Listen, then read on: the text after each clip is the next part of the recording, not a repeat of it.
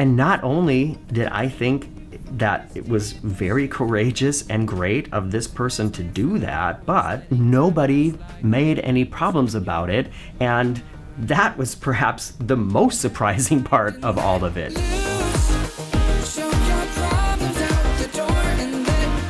Welcome to my cabin on board the Norwegian Bliss cruise ship. I'm Morgan from the Very Unofficial Travel Guides. I've been making travel videos for over 15 years of popular and not so popular tourist destinations to give you a very honest, unofficial look at what it's like to be there. And today we're gonna do something that's sort of become a tradition now every time I go on a cruise ship, and that is complain about the other passengers. Nothing that we're gonna talk about in this video today is a huge problem that the world needs to be concerned with. This is purely entertainment. As always, when you're on a cruise, when you're at a theme park, when you're around a lot of people, you'll see people doing things that you don't approve of. And I'm going to talk about some things that I saw on this cruise that I also thought were really great. And I'm curious to know what you think of all of these and if you've ever seen anybody doing anything like this on your cruise. The first one being, there was a woman who blatantly cut in front of us in line for check-in. The check-in process did not go smoothly. There was a huge line at the port that moved very slowly,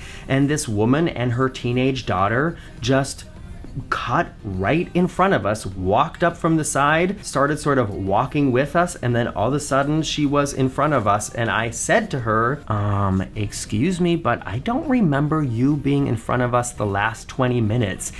Is it possible that and I didn't even finish the sentence, which I tried to formulate very politely, but I didn't even finish the sentence, and she was like, oh my gosh, fine, then go ahead of me, it's fine, go ahead. Like I was the asshole for calling out her rude behavior. And I know I'm gonna ruffle a lot of feathers by saying this, but I feel like this mindset of I can do whatever I want and say whatever I want, and if it affects somebody else in a negative way, they're the bad guy. I feel like if you live in the United States, the next 4 years there's gonna be a lot of that. Rant over. The next passenger I saw that was acting a little out of line, if you ask me, was on the first morning of the cruise. Marcus and I are kind of in a rhythm. We get up early now. We get up at like 6:30, 7 o'clock at the latest, and just have to get up and do something, go get coffee, go to the gym, whatever. And on this morning, I did exactly that. Went up, grabbed a coffee, and we're bringing it down to the cabin. And as we were doing that, there was an older gentleman in front of us also bringing back 2 mugs of coffee to his cabin, and instead of setting one down, opening the door and going inside, he just stood in front of the door and started screaming his wife's name until she opened it. Not only can I think of a couple better solutions of how to solve this problem, but it was 7 o'clock in the morning on vacation. Most people are still sleeping. Unless you're having an emergency, I don't think you should be screaming for any reason in the hallway at that time, or any time really. One of the cool things to do on board the Norwegian Bliss is the go-kart track. Unfortunately, it's an upcharge attraction. You always have to pay more for it, $15 more. It is a lot of fun though. Marcus and I went to do it one night, and the staff running the go-kart track at that time seemed to also be really annoyed just in general by having to interact with people who wanted to ride the go-karts. And honestly, when I think back to the way that they instructed us to use the carts, they literally talked to us like dogs. They were like, come, stop, wait, don't touch the helmet, sit down, sit, don't touch the helmet, glasses off. Like that was the tone and the formulation of the way they were talking to us, and it was not cute. I don't need everything to be sugar-coated. That's just not the way, that's just not the way to talk to people. Do you think that that is something worth writing about in the survey at the end of the cruise?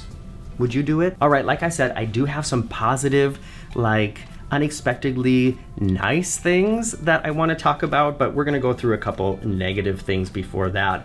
And that is, altogether on cruises, I've just noticed more and more that some people have a poor perception of what is the necessary speech volume level to carry on a conversation with people who are close to you. And I know a lot of that has to do with when you're on a cruise, people start drinking earlier in the day, and then your senses get a little bit dulled, and you're feeling a little turned, and you're just having fun. I get that, but some people just, like the guy screaming in the hallway, I don't understand how you can't think about how that affects other people around you. And we were up in the observation lounge, which is sort of a chill out area here on the ship that we've really enjoyed spending time in.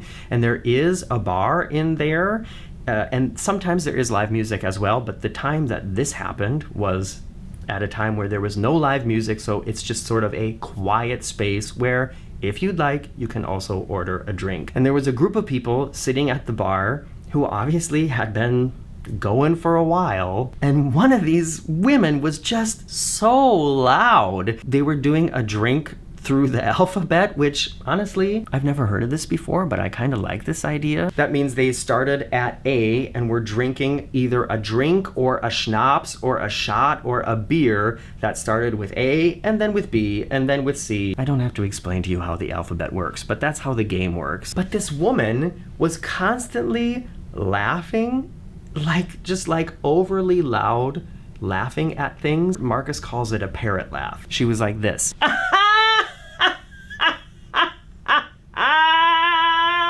It's the that, you know how like when little kids pretend they're crying to get more attention? Sometimes I feel like there are also adults who pretend they're laughing to get more attention. But they were having a good time, and I don't want to take that away from them. But just, try to be a little more sensitive sometimes, maybe. It was quiet time in the lounge, and nobody else there was scream laughing. One thing I've also noticed on this cruise, which has been very extreme, are the chair hogs. The people getting up early in the morning, putting their towels on chairs on the pool deck, and here on the NCL Bliss, as well as on most of the larger NCL ships, there is not a lot of pool space, but I've seen so many chairs reserved for a large part of the day with nobody sitting in them. On the Utopia of the Seas, there are signs all over the place saying that if they see chairs that are not occupied, I think it's for longer than 20 minutes, that they'll take the stuff away, and that's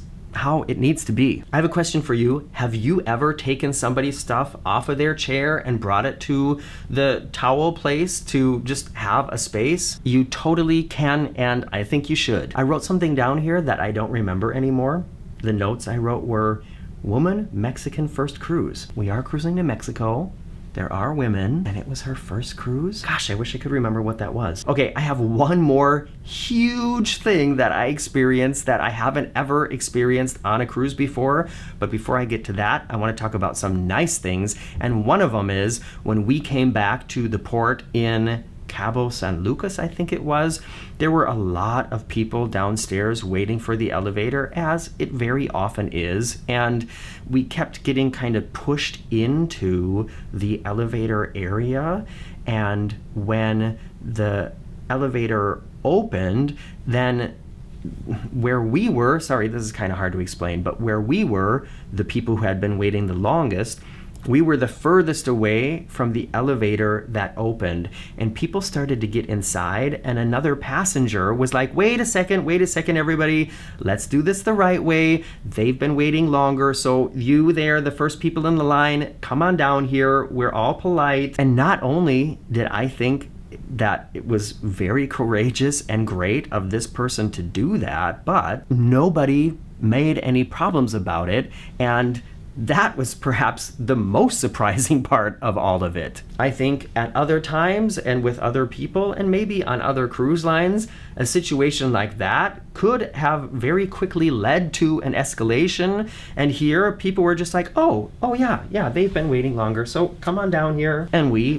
sashayed right into that elevator. So that was great. I think it's important to mention that these things happen too. Another thing, and this is just a silly little thing that I thought was cute, is we were up in the observation lounge on one of the mornings having an early morning coffee. There were several other people there reading books, having coffee, checking stuff on their phone, and there was an older man sitting very close to us who was reading a book with his coffee, and he totally fell asleep there in his chair, and he just was like out like a light, sleeping the whole time. And I don't know why. I just thought, well, that's cute, you know.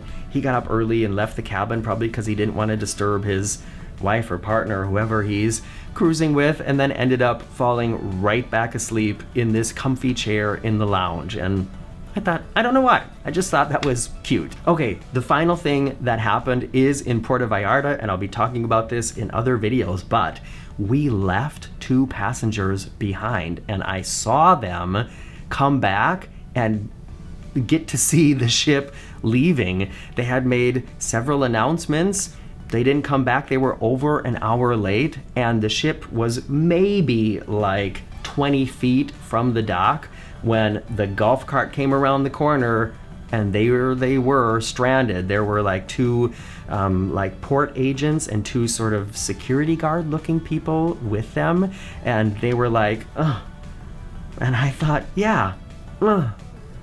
You're over an hour late. I'm sorry, but what do you expect? And if anybody out there is thinking, okay, well, maybe there was a time change or something, there was a time change, but in the other direction. So if they were still on the old time, that would have made them technically 2 hours late. So time change is not an excuse for them. They were just late. And I hope that they're okay, of course, but if you're late, the ship is not always gonna wait for you. And now I know, I saw it happen. Hope that sharing these little experiences from my cruise have entertained you for the past, what, like 15, 10, 12 minutes here. I've got a ton of videos coming up, including a tour of our club balcony suite. You'll find out all about what that means, a comparison of NCL to Royal Caribbean, and more. So please make sure you're subscribed before you go. Press that thumbs up, and I hope to see you back here soon. Bye-bye.